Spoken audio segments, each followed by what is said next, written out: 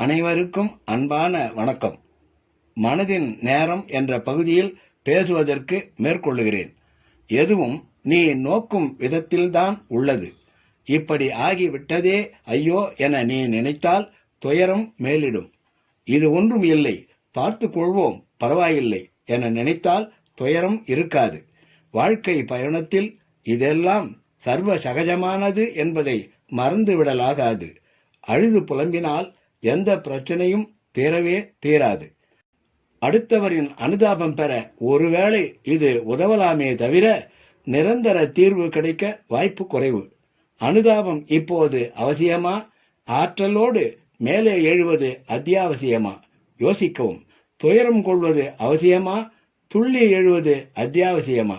நீதான் உனக்கு நீதிபதி.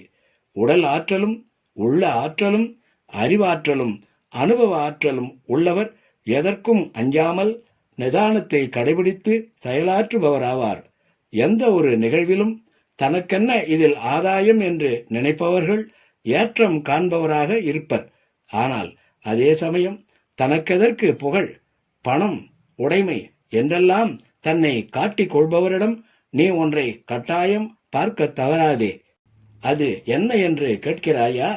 அதுதான் சுயநலம், உயர்நிலை சுயநலம். பொதுநலம் அடுத்தவரை வாழ வைக்கும். சுயநலம் அடுத்தவரின் முதுகில் ஏறி சவாரி செய்யும். நீ அனுபவங்களின் முதுகில் சவாரி செய். ஆபத்து இல்லாத பயணமாக அது அமையும். மனதின் நேரம் தொடரும். நன்றி, வணக்கம்.